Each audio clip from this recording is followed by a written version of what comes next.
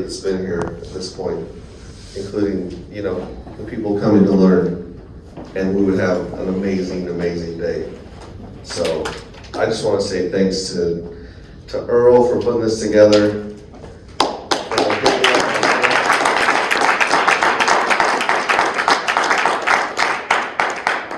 Eddie, the people that came in and played music, that was awesome. So this is magic. I would rather do this every day of my life. I could literally just show up somewhere and talk about crypto and try to figure out how to answer questions from new people, because I got in this like around 2014, 2015, and I was driving truck at that point. I was driving up in the oil fields up in North Dakota, and it was miserable. Oh, it sucked. There's no families up there, there's no women up there, there's no restaurants, there's just cold, shitty weather. And so I would go up there for like 6 or 8 weeks, and then I would go home for like a week, see the family, go back up for 6 or 8 weeks. And I was just killing myself to make some money. And before that, I tried just about everything I could think about to not have to work a job. Like MLMs, trading Forex, trading stocks, precious metals.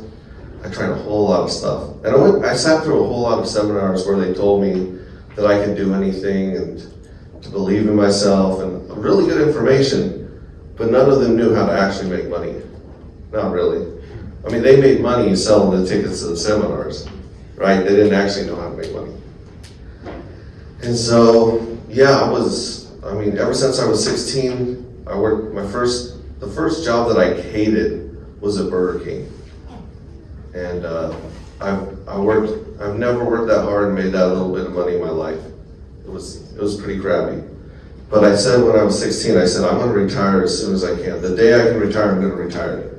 Now that took a couple decades, but that fire was inside me to try everything I could. And even though I hated working, I would go work 80-hour weeks, 100-hour weeks in horrible conditions as a truck driver, because that's what paid. I didn't give a crap about the load. I didn't care about anything. I just wanted to get the money to provide for my family and figure a way out of wage slavery.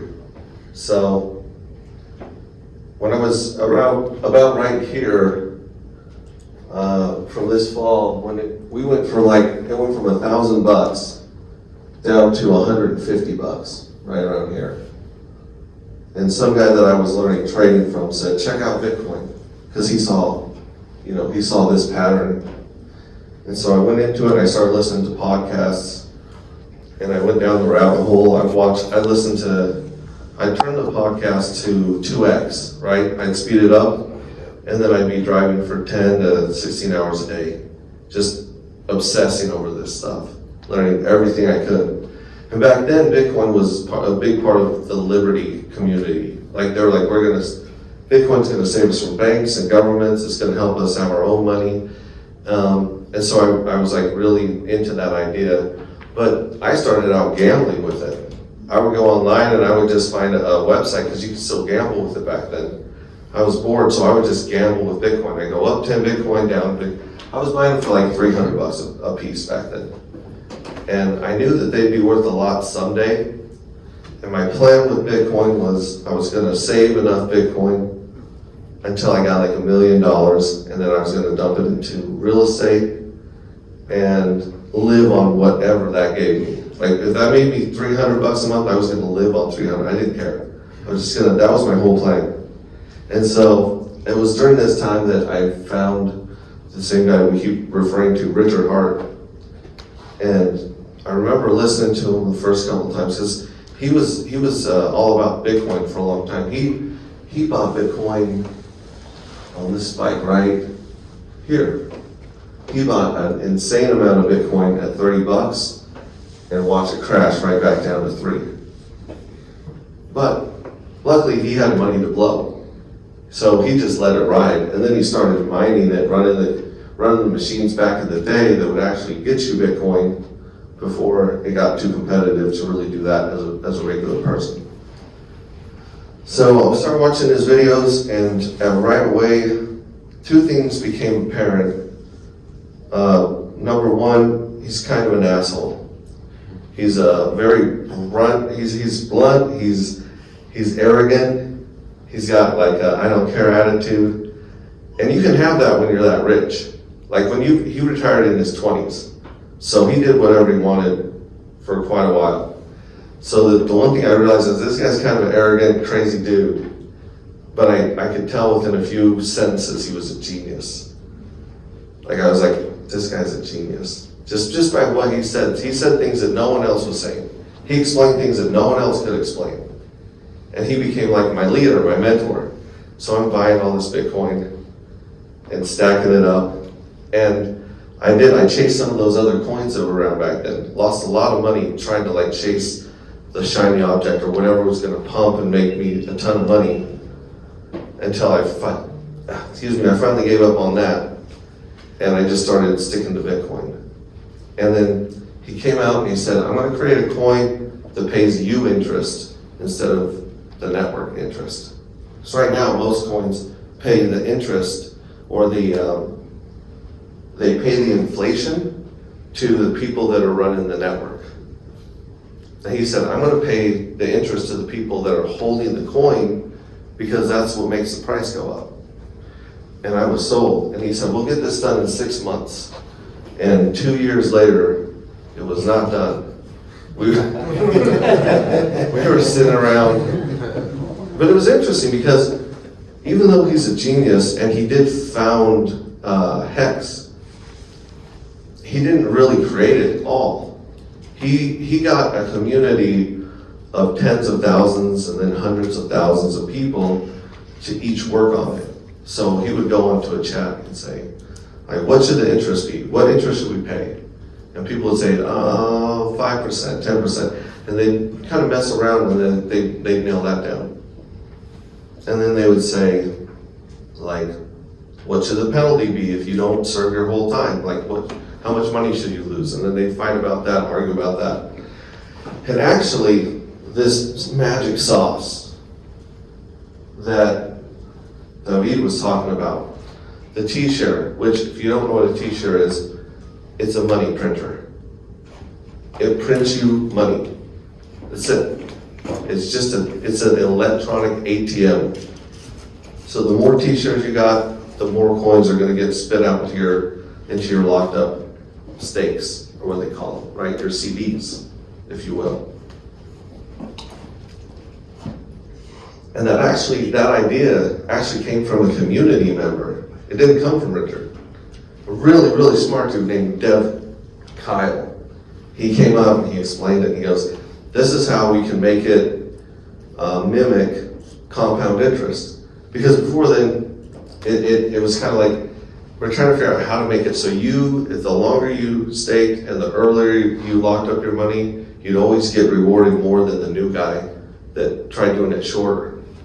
And so, all that being said, it was the community, like Rag was saying this morning. The community is what gives everything value. Because the community is who believes the story and is going to work with each other. And that's where the real value comes from, is from people. And so Richard Hart created this community of people like myself that, he helped us get what we want. Like Freddie said, all I wanted to do was get out of that damn truck. That's all I cared about, day and night. Let me just get out of this truck and do what I want. And by investing in Hex, when it did come out in 2019, within less than 2 years, I had more money than I could ever spend in one lifetime. I knew that I would never ever have to get a truck again. And that's what got me. But there's literally thousands of people just like me that got what they wanted. And when I finally got what I wanted, it was one of the most depressing times in my life. Because I thought, man, if I can ever just get this pile of money, I'll be happy. But chasing that money was part of who I was. It was like, I don't know, it was my identity, was this dude chasing this gold. And so when I finally caught that goal, and like a lot of other people in the community that aren't worried about money anymore, we're like, well, shoot, what do we do now? Like, what's my purpose in life if it's not this? And I remember talking to Earl not long ago, and we're on my stream on YouTube, and I said, what do you guys want to do with this crypto bootcamp thing? What's your goal? What'd you say, Earl? I said I wanted to onboard 1 million people. 1 million people. 1 million people. If you go to my YouTube, you'll see a little ticker that goes across the screen that says 1 million families. I changed my goal. I'm going to help 1 million people, if I can, while I'm on this earth, to figure out this crypto thing and teach them one place in their life they can get freedom. Because if you get freedom in one place of your life, it spreads. So, when I talk to him, it's magic. It's magic. Like Freddie was talking about, it's magic. You can't put your finger on it. You can't explain why things happen. But when you do something a little bit scary or something a little bit committed, like when you commit, like when you jump out of the plane with the parachute, right? Or when you burn the boats, as they say, magic happens. People, you run into people on the internet and in life, and they're just the right person to get that job done or to get that vision done. And things that were going to stop you, they disappear. And I can't really describe it. It's something to do with magic, right? As woo-woo and hippie as that sounds. He's magic. You're a hippie. I want to give a shout out to the guy in chat that said that I look like Aladdin with the blue shirt and the bald head. That's really nice. Like the genie. The genie. So all that to be said, like that's what I do now. I was spending a bunch of time helping people at their kitchen tables, friends, colleagues, cousins, whoever, and they'd say, hey, we heard you made a bunch of money in crypto, will you come help us? So I'd go to people's kitchen tables and spend 3-4 hours helping them go through this whole process. And I kept answering the same questions over and over, and I thought, my life's not long enough to do this at every kitchen table. So that's when I started my YouTube channel. Because even my silly little shorts and stuff, they reach more people than I can reach in months of one-on-ones. And so that's why we're on YouTube today, because there's gonna be people that see this months and years from now that are gonna get it. That's the magical time for them to get it. If you're in this room right now, you're gonna look back 4 years from now and be like, that was magic. Like the you being in this room right now, it's magic. It really is. The people that are supposed to be here are here. So like I said, there's no place I'd rather be. Never. Agreed.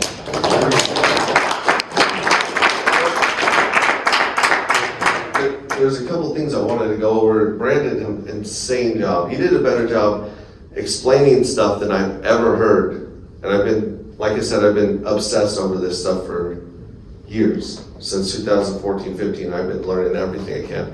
And the way he broke it down was amazing, amazing. And I just wanted to go over a couple things on here that most people don't understand about crypto unless they've been around for a while. One of them is the 4-year cycle. I call it a spikle because there's a spike about every 4 or 5 years. And a lot of it has to do with Big Daddy Bitcoin. So, Big Daddy Bitcoin cuts its rewards in half to the miners or to the people running the network. So remember we talked about all those people burning all that electricity, running all that computer to try and keep the network safe and honest? Well, those people are paid in Bitcoin. And about every 4 years, it's cut in half so that they can try to hit that number of 21 million coins. And because it's the biggest coin, because it has the most economic energy, it drags the other coins with it, up and down. Sometimes they're a little behind, sometimes they're a little ahead, but it's basically what's going on right now. So when Bitcoin hit 69K, 65K right there, that double top, that was in response to the last time that Bitcoin gets cut, the reward was cut in half. The other weird thing is it sometimes it lines up with the presidential elections. So we have the presidential elections in 2024, and that's when the government does extra lying to you. And they tell you everything's perfect, please re-elect us. So we have those two things both lining up, which is kind of a perfect storm in 24-25. So 24-25 can literally change everybody in this room's life forever. But usually you go through two of these spikes. The first spike, you make a lot of mistakes and you learn when to take some money out and when to put some money in. And then the second spike is usually when people take advantage of it and retire or whatever their goals are. So, like I was saying, we have those two things. We have something even more special though. So, raise this up if we could. I'm gonna write down just a couple things on the whiteboard. So as he was saying, a coin is part of a network, right? So the network's like the internet, and the token is like the website on the internet, right? So you got the internet and then you got Amazon. So Amazon sits on top of the internet, right? And when Richard Hart started with Hex, the best network that we could put Hex on was Ethereum. And it's still on Ethereum today, right? So, I'm gonna do like right there. yeah, it's over here. So you got Ethereum.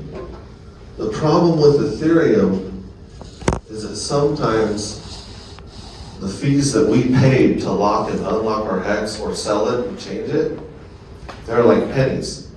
10 cents, 1 cent, whatever, very, very little.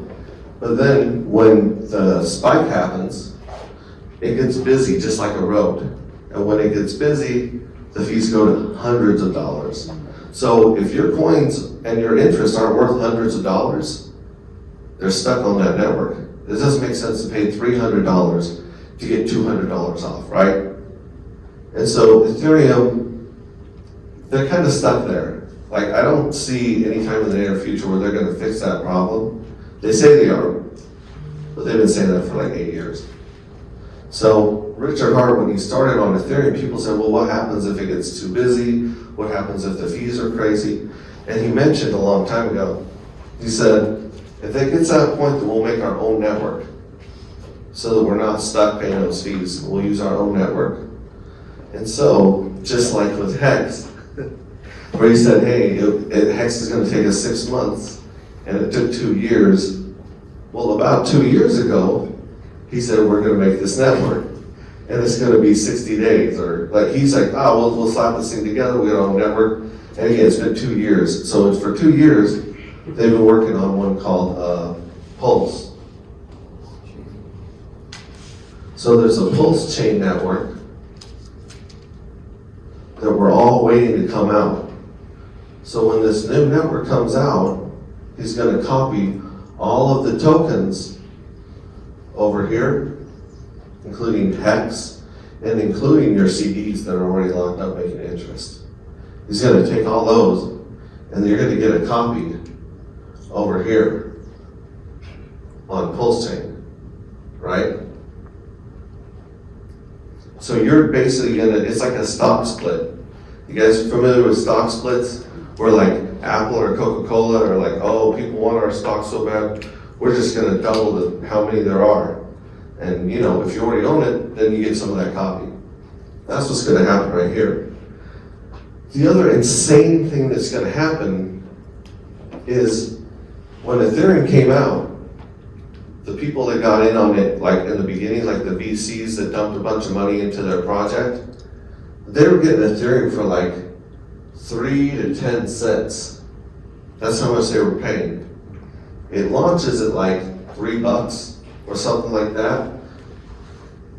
And then it crashes to like, I don't know, 15 cents or something like that was its crazy low. Went to like 15 cents, right? But over the last time, with this last spike right here, the spike that Bitcoin causes, this thing went bounced up with, you know, up to 4K. So imagine if you're one of the dudes that bought Ethereum anywhere around here. 4 million%.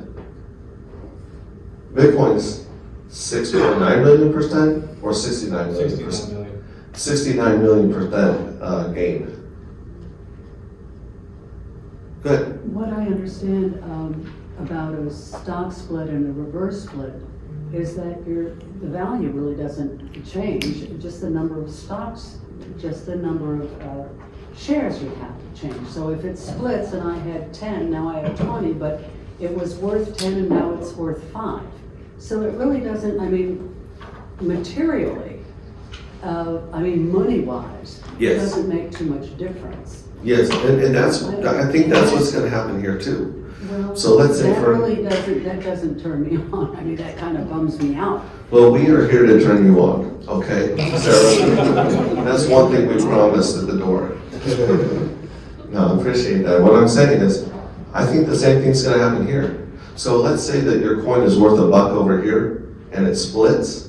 It's probably gonna be worth $1 combined at the beginning because you're doubling these coins. You're putting this huge supply of coins, dumping them out on the market. But the money, the value there hasn't changed yet, right? So that will probably happen initially, which means you'll probably get a pretty good deal on some of these coins when they come out. People don't think they're worth much, right?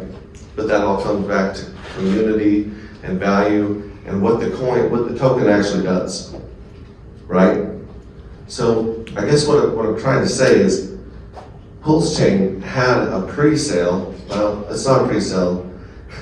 It's a sacrifice. So people were allowed to send money or pledge money in a political statement that went to PulseChain. When PulseChain was getting started, we sacrificed or we sent coins to a place and we got points, like preference points in its place. And so when PulseChain comes out, it's going to have all these tokens and coins because it'll be a network, right? Can I say something real quick on that? Yeah. Don't worry. So, in traditional markets, you hear of a stock split, and you think of a stock split. So, say Tesla splits, and you have 100 shares, and it's going to split. Well, then you would have, if it's split in half, you would have 200 shares, but each one would be worth half of the value. With what's going on with this, there's a brand new network that's coming. So the Ethereum network is still going to be there, and all of the tokens on top of the Ethereum network are still going to be there. When PulseChain comes, it's a brand new network, and it's just going to take a photocopy of the ETH network, and all of the tokens that you have there, if you have 100 hex tokens on ETH, you will still keep those 100 hex tokens on ETH. You will also get an additional 100 hex tokens on top of Pulse. So it's not like a traditional stock split, it's a copy of what you already have from one network onto a new network with significantly cheaper fees. So you want to buy the Ethereum first and then go over to Pulse, which gives you a little bit, Yeah. whatever it Yep. is. Yeah, what you're describing, let's just say this is a cryptocurrency right here. Let's just say for the purposes of illustration, boom, right? You just split it in half. Okay, it's worth the same thing total. If you have two halves now, where half is as expensive. Now, what we're saying here is not what you just described. This is not, it's close, kind of like a stock split, but not really. What we're saying is if you buy this token here, this is on a completely different network.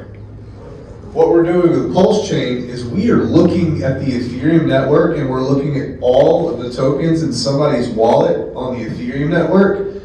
We're saying, hey, guess what? This is going to be one of the world's biggest free airdrops. You're going to get a copy of what you have here, over here. And you didn't have to do anything except hold it over here on this different network. So imagine this. Imagine you have all your money in a bank.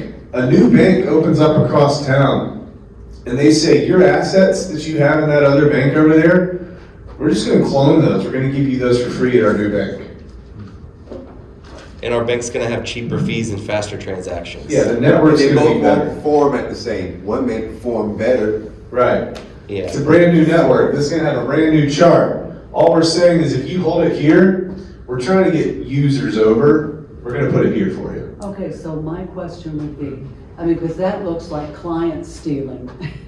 You know, as someone who's run Yeah. a business, I mean, that's taking somebody's They're client. hoping to lighten Ethereum's load. Yeah. Well, imagine a restaurant, right? Think about a restaurant that's overrun. It's offering a more superior Yeah. product than your competition. There's no such thing as client stealing. Yeah, I believe the competition is probably better, but like he was I saying, believe in that. Yeah, If I offer a better product and service than someone else, I haven't stolen that client. I've just offered them a more superior product or service.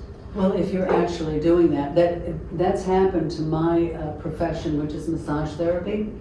What the government has done is taken over education, dumbed it down, and cranked out a whole bunch of massage therapists who they're under trained. so they flooded the So market. they have not offered a better product. They have Mm-hmm. stolen clients, and they've stolen the whole industry and made it into a lower class thing. You know what I'm saying? It's not so I'm just saying that that's an example out of my own life. I'm not accusing you guys of doing that. I'm just saying that has been done, and it's not good for markets. So, but one thing you gotta understand is that those people who are receiving that free stuff, they still have that value on the other chain. The emergence of a new coin that if it does half of what Ethereum did, this is probably a great place to invest some money. If it does, like I said, half of what this one did, right? So for every like dollar you put in, you were getting like 4,000 out, right? And so something like a layer one network can be used in a lot of ways, where Hex is great for earning interest and selling when the price goes up. But this network's gonna be used by a whole lot more stuff over here. And there will be ways to stake and put this coin to work as well while you're holding it.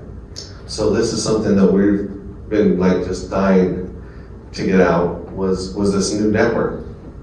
So that when the next crazy run up goes, we're not paying $300 to lock money and unlock money. To use the network, yeah.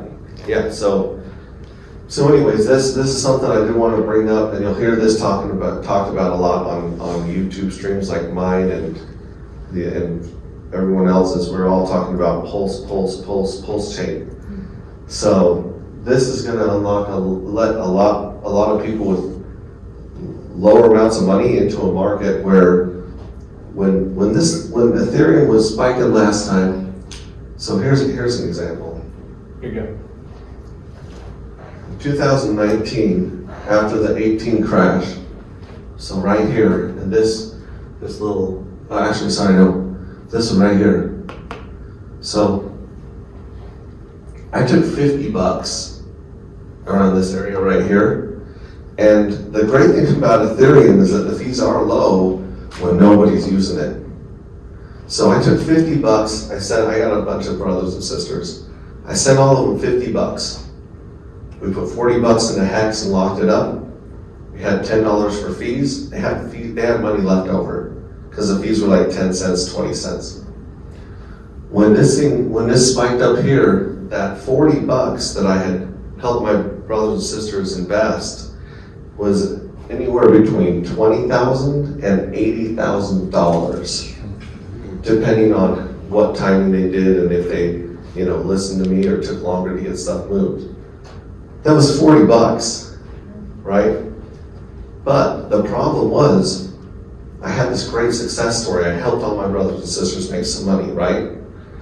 So all my neighbors and friends, coworkers, and Bob's uncles, cousins are reaching out, and they're like, hey, we want to come in too. The problem was when they wanted to get in up here, you needed $1,000 to get the same results that my brothers and sisters got with 40. And most of that was going to the fees on Ethereum. they would lose 200 to 250 bucks in fees to try and catch up, to try and get a good beginning in the coin. So like I said, if PulseChain comes out and it's pennies or fractions of pennies, that lets people, normal people with 50 bucks to learn with, learn it again.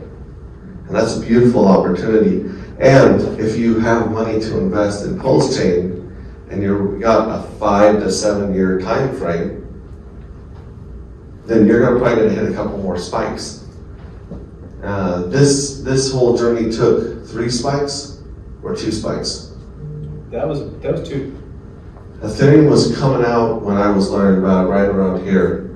So yeah, 1, 2, and 2 spikes. It went insane. So, like I said, there's so much opportunity here, but it really doesn't matter unless you know what you want out of this opportunity. And that's different for all of you guys, right? So like Freddie said, write down what you want to get done. Write down your goals, be clear, give pictures. Tell yourself, if I was going to come into this money and pay off my house, what would I have to do? Who would I have to call? What are the steps of paying off a house? When you start writing down and actually planning on good stuff in your life happening, this is the magic, this is the woo-woo, this is the hippie shit. Stuff, it tells your subconscious, it tells God, it tells the universe, it tells whatever, that turtle that we're on top of. It tells them that we're gonna get this because we deserve it.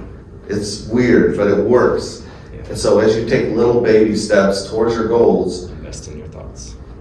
What's that? Invest in your thoughts. Invest in your thoughts.